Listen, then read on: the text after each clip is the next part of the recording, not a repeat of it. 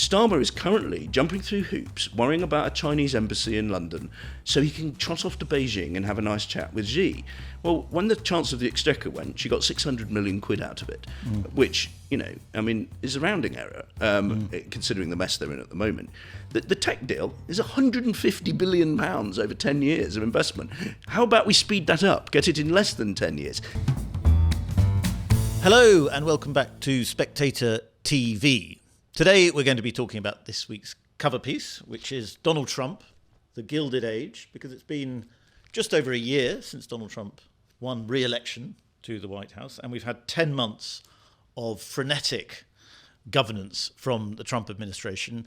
And Tim Shipman, our political editor, went out to Washington this week to get a sense of what Americans are saying about British politics, what British politicians are saying about America.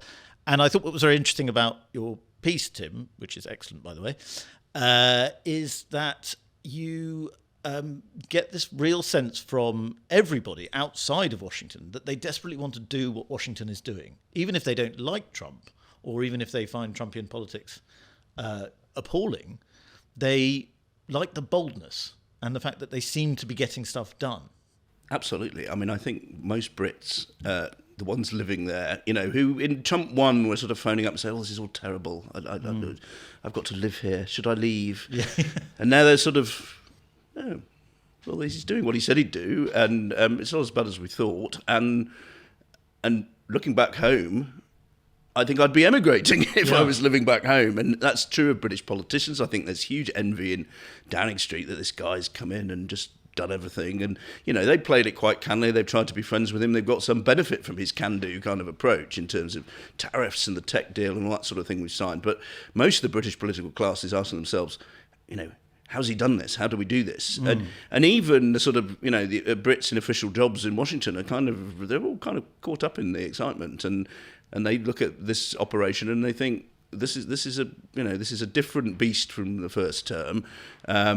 They came in, they knew what they wanted to do. Most importantly, they'd prepared in advance. They had huge amounts of executive orders ready to go. Now, you can't do executive orders in Britain, but you can get legislation ready to go. You can write one-line bills to change the way the centre of government works. You can, you can have sort of reforms on important stuff like migration ready to rock and roll. And I mean, Labour have kind of missed the boat and are looking at this with envy, but Farage and Reform are obviously in close contact with a lot of people in MAGA world who are saying, if you want to do it, you need to do it like this. And I think, I met all sorts of people. I met diplomats and, Americans and Brits. I met, the sort of lobbyist world. I met White House correspondents who were furious, having covered the first term, that they were getting phone calls every other day from people bitching about their colleagues, and that's not happening anymore because there's sort of Susie Wiles in the White House is ruling with a rod of iron, and anybody who gets caught kind of condemning their colleagues is swiftly out. And there's a coherence to it. And it's amazing what you can do with a government when the bloke in charge knows what he wants to do. Everybody around him is committed to doing what the bloke in charge wants to do. And, you look at Whitehall and you think the Prime Minister doesn't know what he wants to do. Some of the people around him have different ideas about what he should do.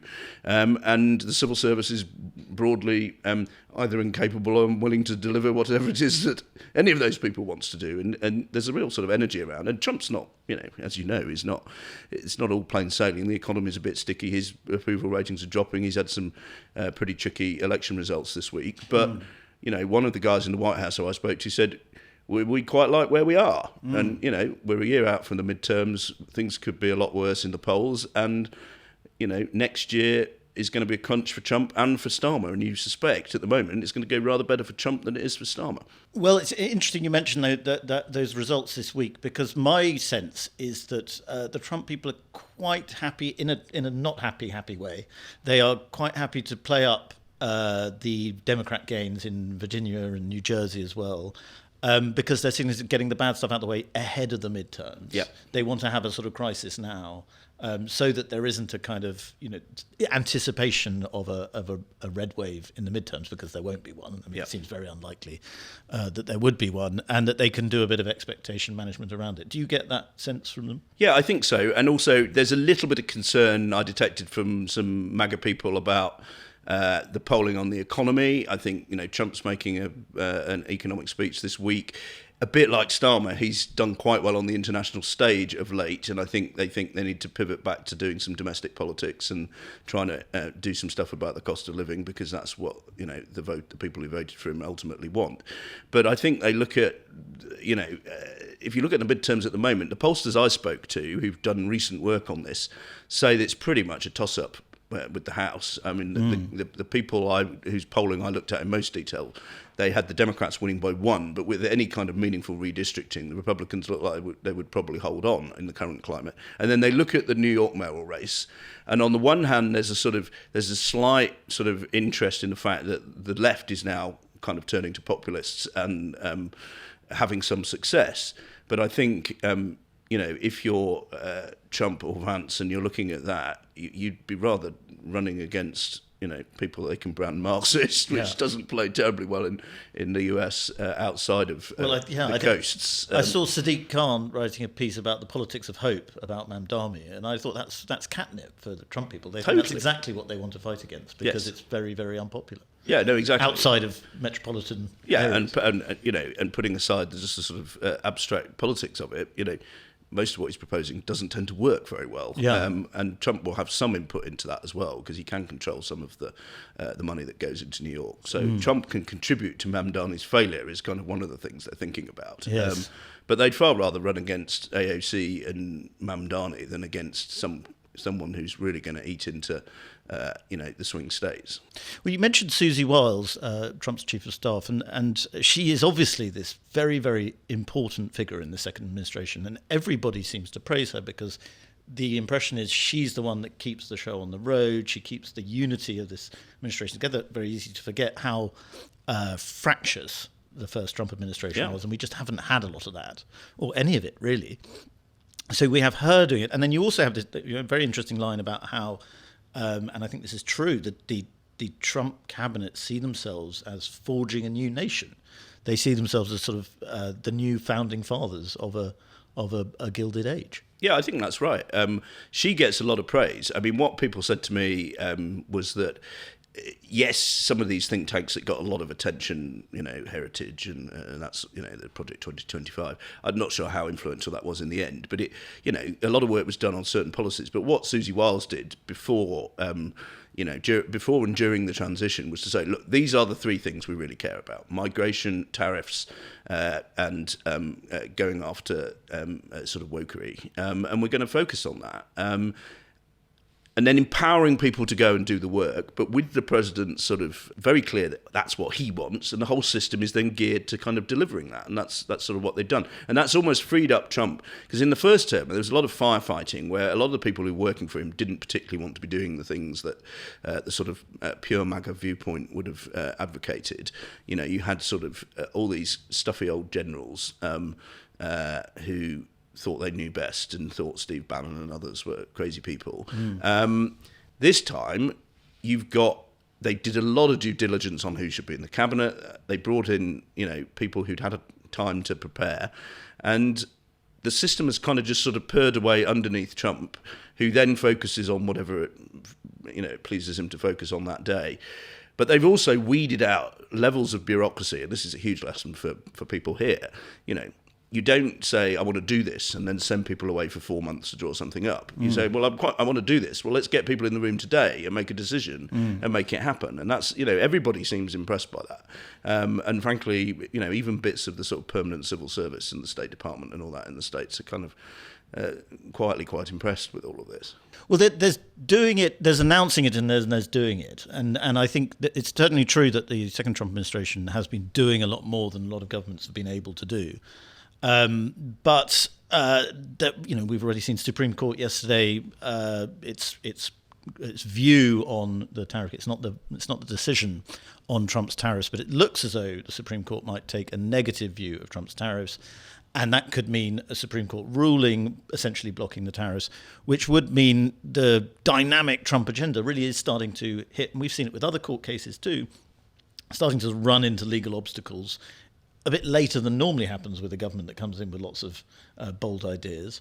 But nevertheless, perhaps now the kind of obstacles are starting to rise up. Yeah, I think all governments run into trouble, and that's clearly a case in point. But what the point a lot of people made to me about that more generally, and obviously the tariff one could be fairly critical, but the argument sort of was the impact's been had already. You know, he's gone in and shown that he's prepared to play hardball with people. Now, if those levers are removed, obviously that's problematic. But a lot of people said to me, look, a lot of these executive orders were pretty ropey. They weren't terribly well written. They probably are liable for legal challenge, but they sort of worked at the time. And if you get a year out of them before they start being overturned, that's still worth having. And, you know, a direction of travel has then been set, and maybe you can write slightly better ones that are not then going to be overturned by the Supreme Court. But the sort of sense of momentum and things happening has already been generated. Yes. Do you ever get the sense, I mean, we had 8 years of people opposing Trump, the sort of people you're talking about a bit in the piece, who are now quite warm to Trump and or certainly impressed by him and seeking to imitate him in their politics. And I'm not talking about Reform and Farage here, that's a different question. But do you ever get the impression that they spent so long resisting, being horrified, opposing, and now they are sort of seeking to imitate and be their own version of Trump, if you like, and they might be doing it at just the moment where it might not work? Well, yes, I mean, that could well typically be bad timing from the political elite. And there's also two other sort of, you know, there's the other trend is that, you know, in some sense, you know, MAGA is now the establishment in the United States, and the Democrats are now finding some traction by sort of running insurgents from the left against him, saying, you know, look at these people who are now, you know, the new establishment. So that's always going to be a sort of process, and how MAGA and the people around Trump, the people who might succeed him, adapt to that and where they position themselves. You know, it's quite hard to be permanent insurgents, and you know, Boris Johnson and Dominic Cummings found that in Britain. You know. You can be an insurgent when you're fighting Parliament on Brexit, but the second you're in, you know, it's on you, and you've got to be the people making all those decisions. So, yeah, and I think, you know, perhaps there's an element where if Trump starts to look less successful, then people imitating him will look like they're a bit like they're several years late to the party. But I think, you know, if I think back, you know, I've been writing about politics for 25 years. If I think back over all the successful governments that I've covered, to a degree, yes, what Trump is saying and how he's saying it is materially very different from, you know, what Tony Blair did or what Bill Clinton did or what, you know, you look at sort of other successful governments around the world. But all successful governments have strong leadership with someone who knows what they're trying to do and the people around them working to achieve that rather than fighting amongst themselves. And so in a sense, while copying Trumpism is on the one hand, some tactically and in terms of the communications and the use of social media and all that kind of stuff, which everybody's kind of learning now, that was a sort of innovation and was sort of different.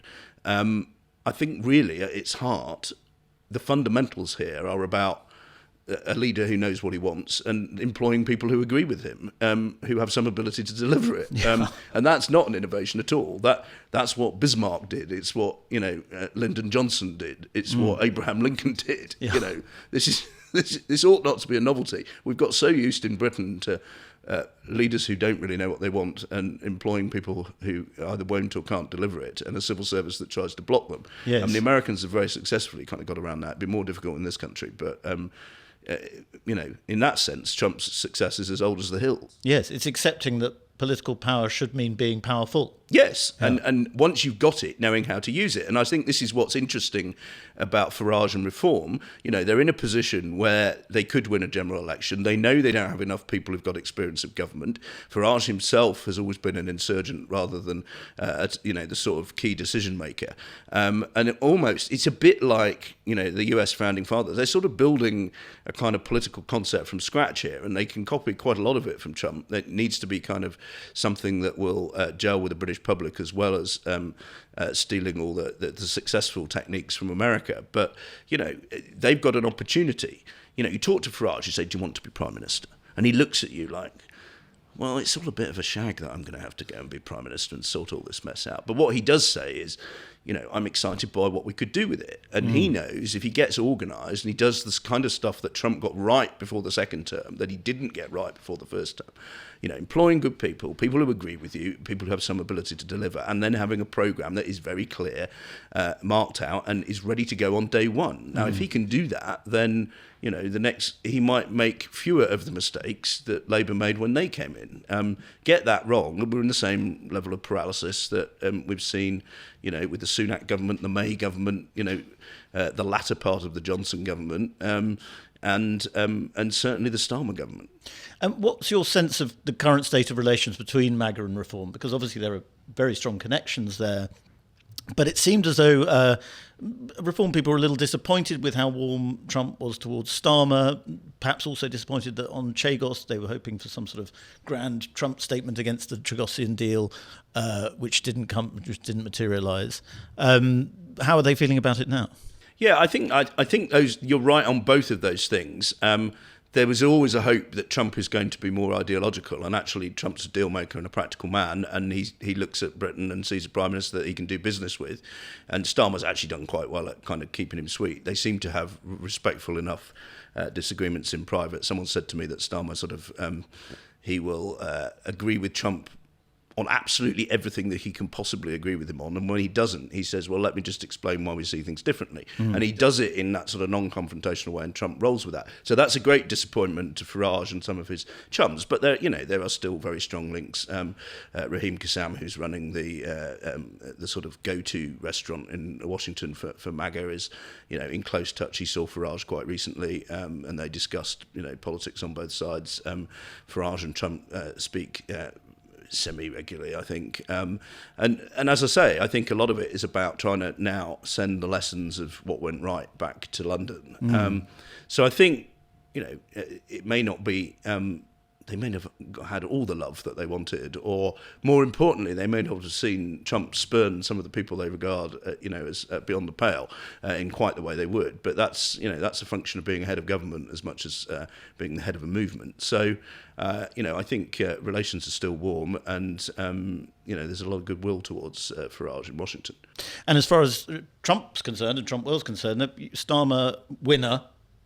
But perhaps they're starting to think of him as less of a winner now, as it's sort of slowly dawning on them. I spoke to one MAGA person who said, Donald likes winners and Starmer now looks like a loser.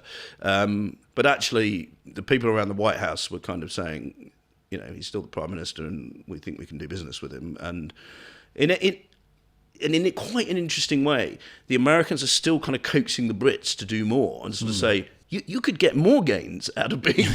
mates with us than you actually even have so far. And obviously there's tensions in the Labour Party where the Labour left would far rather rush off and do another deal with Brussels. Or China. Yeah. But, even Brits both Americans and Brits in Washington said to me, look at the tech deal. Starmer is currently jumping through hoops, worrying about a Chinese embassy in London so he can trot off to Beijing and have a nice chat with Xi. Well, when the Chancellor of the Exchequer went, she got 600 million quid out of it, which, is a rounding error, considering the mess they're in at the moment. The tech deal is £150 billion over 10 years of investment. How about we speed that up, get it in less than 10 years? How about we're constantly out here trying to build on that, because that's where the real growth opportunity is with AI and tech and all that. You've got serious American companies who want to invest in Britain. The Chinese actually... their economy is not as good as it was, and they've always got internal issues, and they don't have that as much money to spray around as is widely. Chinese investment in America is sort of $3 billion or something. It's absolutely nothing. Yes. And if that's all they're investing in America, what are they going to invest in Britain? For the level of sort of supine kowtowing that the British government is doing, you'd imagine they were going to get a $150 billion deal. Well, they've already got one, and it's with America. And people around Trump and people who work for the British government in Washington are like, can we build on this, please? Yes. This is very much the way we should be going. Which is a similar dynamic to what happened in the first Trump term, where Trump. Perhaps it was sometimes disingenuous, perhaps the American side weren't as willing to cooperate as they made out, but they were always sounding very positive about a trade deal, and the British politicians just weren't quite willing to go there because they found Trump so discomforting. Yeah, no, I think that's probably right. And there was a lot of distracting sort of politics around Brexit and domestically. But yeah, I mean, lots of Americans kept saying, Yeah, "We're here, guys. Come on." And now they don't even have the discomfort factor with Trump, No, and yet exactly. still holding up on it. Well, Tim, great talking to you. Very good piece, and we shall watch the next year of Donald Trump with great interest. Certainly will. Thank you.